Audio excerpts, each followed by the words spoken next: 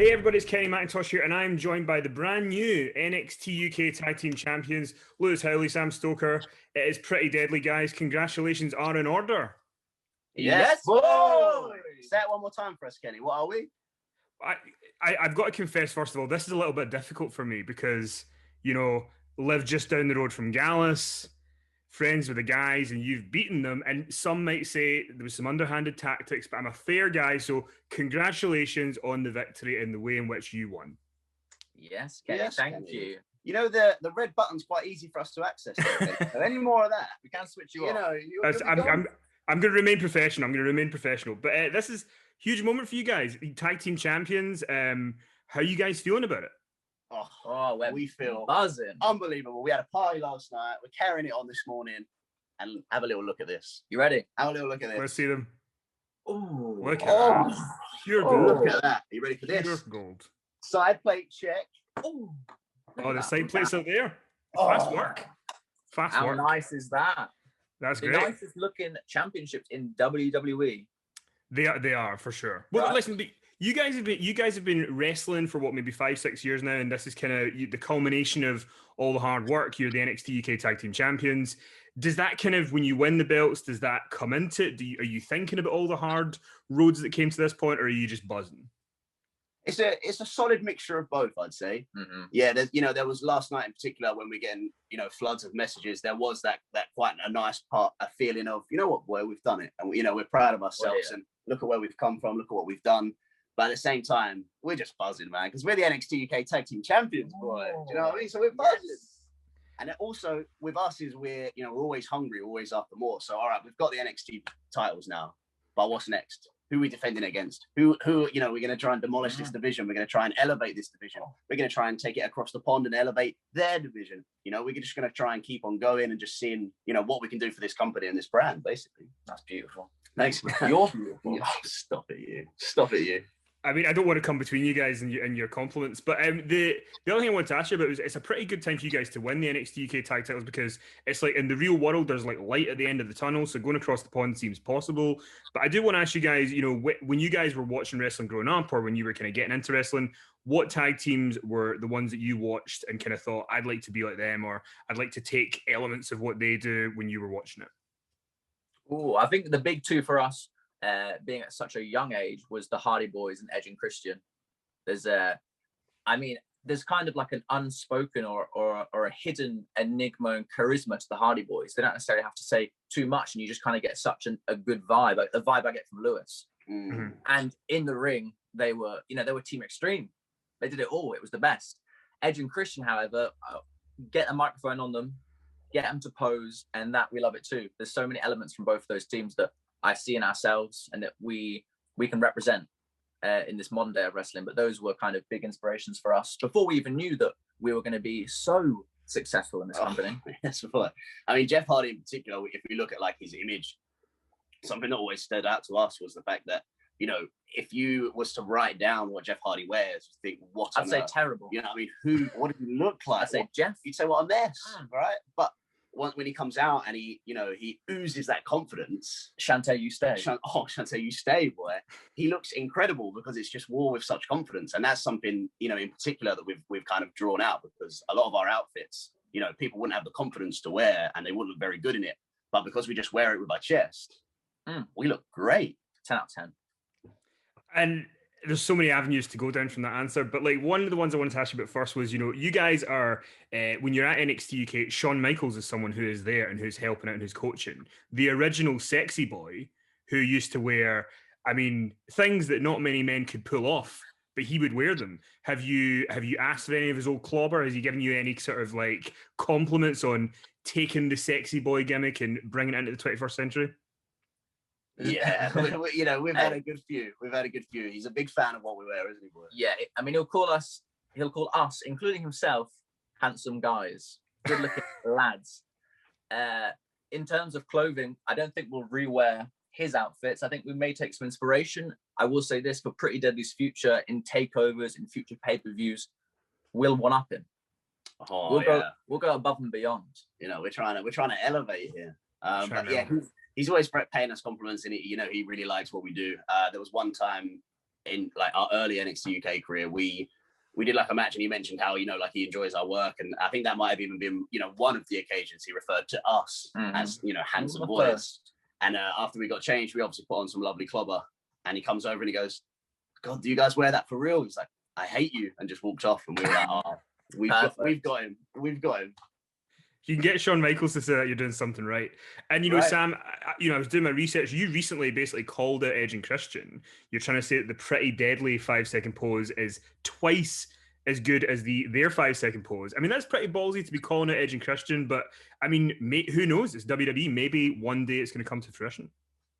Yeah, I think that's the wonderful thing about WWE. You've got so many people in different spectrums of their career, and you've got Edge and Christian recently coming back to I mean, what a great moment to have them come back. And of course, that's something we'd love in our future. We 100% plan to go to NXT, to go to the main roster in our future. So if they're still about, it's a match I'd love to make happen. Hit him with your football metaphor. It's the best way of describing wrestling in the world. Yeah, and it's real good to set it up by like talking about the metaphor beforehand. I love it. I love it. I want to hype him. Yeah, hit me.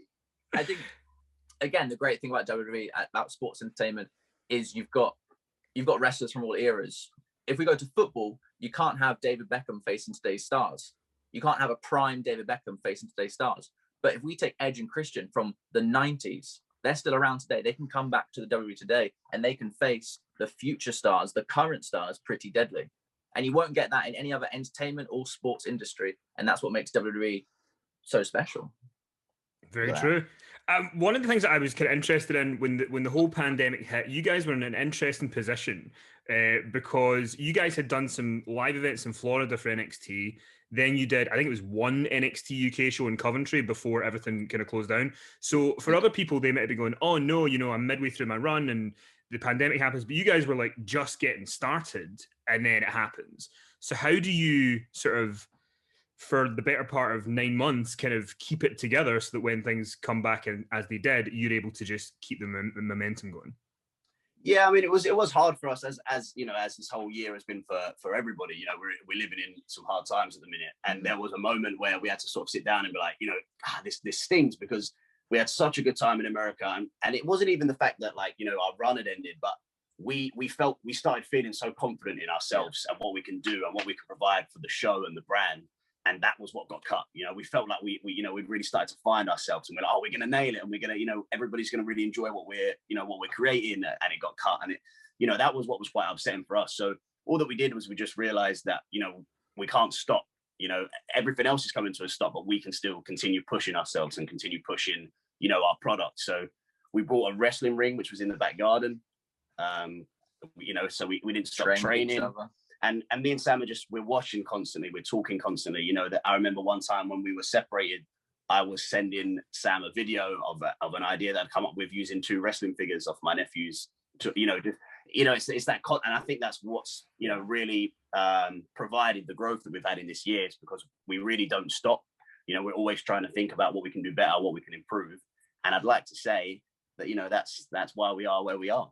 Through the whole lockdown, we started every day we're talking. We started writing it all down. We've created this playbook, and now we have a book. We've got multiple books. It's our playbook. It's got our tactics in. It's got our techniques in. We know that, you know, if I say a certain thing to Lou in the ring, he knows what I'm going for. If something's been countered and we're on the disadvantage, you know, we've got a play. We know what we're doing, and all this training, all this talking, it's all built to this. And I really think now, Pretty Deadly are unstoppable. I think we know who we are in the ring, we know what we're doing in the ring, and we know what tag team wrestling is. So I think the time away, as, you know, unideal as it was, it's really helped us, and it's really got us thinking before we get in the ring. And it also led to, oh, excuse me, Kenny, if he was about to go. Kenny, no, you're the stars of the show, go ahead. Correct. Got him. It also meant that when things were about to start back up, obviously everyone was chomping at the bit to get wrestling again. But who was ready? Who was ready? You know, who was ready? We had this extra little excitement and little confidence, because we knew that during that time off, no one had matched that level of hard work that we put in. And we knew that when we came back, we were going to be a level above everyone else. And what would you say happened, Kenny? Would you say that happened? I would say that happened, yeah. There we go. 100% success rate since coming back. You know? You can't argue with that. Do you know, Kenny, what our success rate, percentage-wise, is in championship matches here at NXT UK?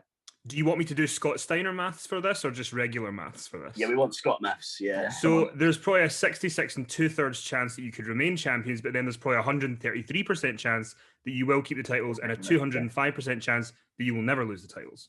Yes, Kenny, that equals 100%. And the other thing, but when you guys came back and you're doing BT Studios, because Pretty Deadly, you guys, would just feed off a crowd. The crowd would be so sort of crucial to you guys and how you play off them and stuff. So when you come to BT Studios and that's kind of taken away, was that like almost a blessing in disguise because it forced you guys to kind of sort of develop more stuff because you were going to be wrestling without anybody around? I think the great thing about Pretty Deadly is we adapt, and realistically we can do any style of wrestling. I think if we look at NXT UK as a brand at the BT Sports Studio, you've got Walter, you've got Kaylee Ray, you've got A-Kid, and they all represent great like facets of wrestling and great styles, and they bring such great things to the product. Whereas we as a team, we can do everything. You know, when these crowds come back, we'll entertain the crowds. The crowds will be booing us. We can get the crowds cheering us. We're lovable. We look good. We can be, you know. But we can do all of this. But the fact that the crowds haven't been there, we've had to work on, you know, just us. We've had to work on just focusing on what needs to get done in the ring. And it has helped us. And we've adapted and we've overcome, we've progressed, and we are champions. But what's exciting with it as well is that, you know what, I have to apologize. I've done that twice now. No, you go for it, honestly. Fine. What's exciting is that when we come back, because when the crowds left NXT UK, we were still sort of finding our feet. You know, a lot of people were still just getting introduced to us. So what's exciting for us is that now when we eventually do get crowds back, you know, we've had a year of essentially, you know, still in the show each time we're on. So everybody now is going to know exactly who we are. And when we come out, you know, we're really going to get that engagement from everyone. And I think that's what adds to the fun of people coming back, is because we know now it's going to be a huge difference in terms of people's enjoyment. So I think that adds to it quite nicely. Well, I've just got one last question for you guys. We know you guys are going far in WWE. We know you've got WrestleManias in your future and all that jazz, but you did mention earlier, Shantae, you stay. We know you had the little Drag Race UK crossover with Cheryl Hole. So I have a question for you guys.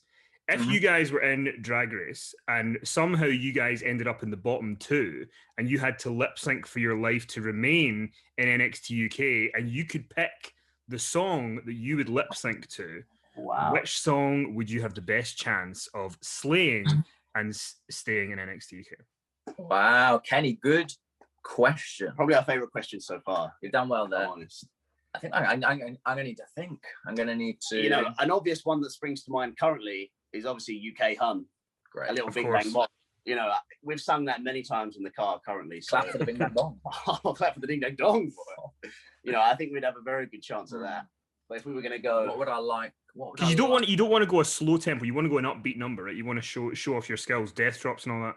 You want pace. Yeah, you do want pace. Lou's got a death drop on him. I actually, you know, and one day you'll see it. Video pending. You know, one day you'll see it, but I can actually hit a nail. I can nail a perfect death drop. What do we want? What do we want? If I was going slow, I'd go Tina Turner, We Don't Need Another Hero. If I was going slow. You know, that's not the route I'm going to take. But I just thought I'd tell you that one. Okay. Come on, boy. What would you hit? It's so hard. There's so many good. I like There's Murder on the Dance Floor. Oh, real good. Real good. That's Sophie Ellis-Bextor. Yeah, why not? Yeah, I like that. There's so many. Me and Lou are big dancers. We're big party boys. Big party boys. So, you know, we're ready for this opportunity when it comes. Do you know what? We'll go UK Hun, because I think, you know, we're getting carried away here. We're struggling because there's too many. We're too good at dancing to nail it to one song. So we'll go UK Hun. And Kenny, I have one last question for you. If you were to be a dance-off, what is your song of choice? Hit me. I didn't expect to get asked the question back. I would do Holding Out for a Hero. Like, big, go for it. I can't do a death drop or a split, but I would just like crumble to the floor and hope that somehow that looks good. The double knee drop that occasionally the Queen. Yeah. When nobody can do it now. Yeah. Well, listen, I'll practice my double knee drops for next time we talk, and you guys can do your lip sync. But congratulations on being the new NXT UK Tag Team Champions. Continue the party for me. Have a drink for me as well, and look at those sexy belts. Congratulations, guys. Mocktails all night. See you later, Thank you, Kenny.